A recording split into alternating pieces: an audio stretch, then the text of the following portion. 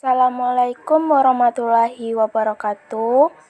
Semoga kita semua dalam keadaan sehat walafiat ya. Sebelum memulai videonya, kakak mohon like, comment, and subscribe. Baiklah, kita lanjutkan videonya ya.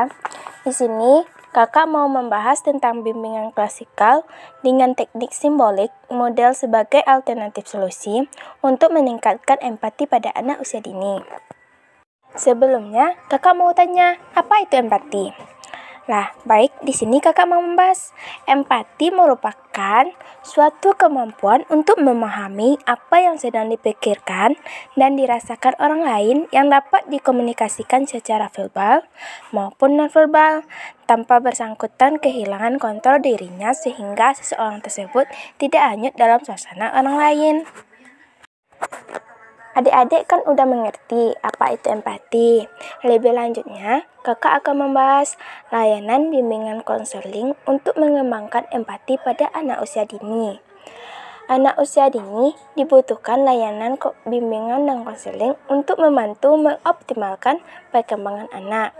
Layanan bimbingan dan konseling pada anak usia dini sangat dibutuhkan untuk membantu mengembangkan moral seperti empati yang berguna dalam berinteraksi dengan orang-orang di sekitarnya dan untuk membantu mengoptimalkan potensi yang dimiliki oleh anak.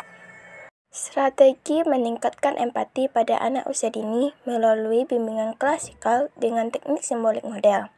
Bimbingan klasikal dengan teknik simbolik model dapat diartikan sebagai layanan bimbingan bagi semua murid di kelas untuk mengembangkan perilaku tertentu dengan menggunakan model simbolik sebagai teknik untuk mengembangkan perilaku yang diharapkan.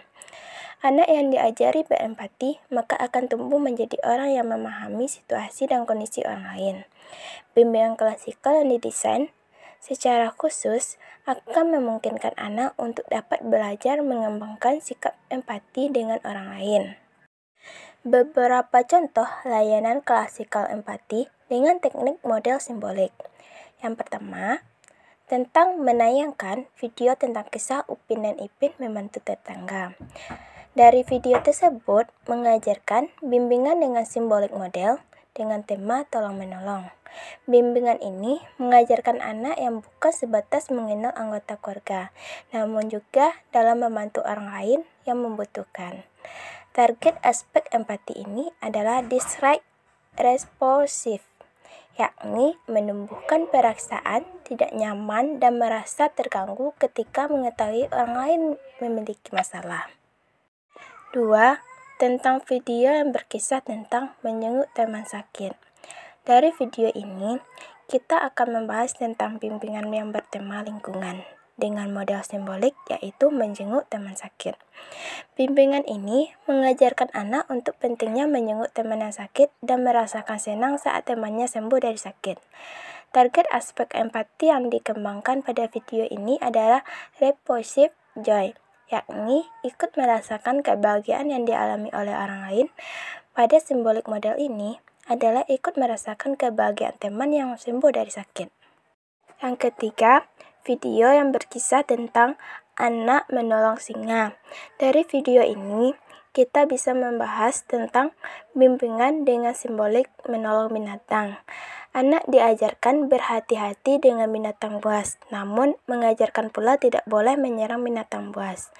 Target aspek empati yang dikembangkan pada video ini adalah emotional care, yakni memiliki perasaan kehangatan dan kasih sayang. Layanan bimbingan dapat dilakukan melalui beberapa tahap. Tahap pertama yaitu tahap pembentukan. Tahap pembentukan merupakan tahap pengenalan tanpa melibatkan diri atau tahap memasukkan diri ke dalam kehidupan suatu kelompok. Yang kedua, tahap peralihan. Tahap peralihan merupakan jembatan antara tahap pembentukan dan tahap kegiatan. Yang ketiga, tahap kegiatan.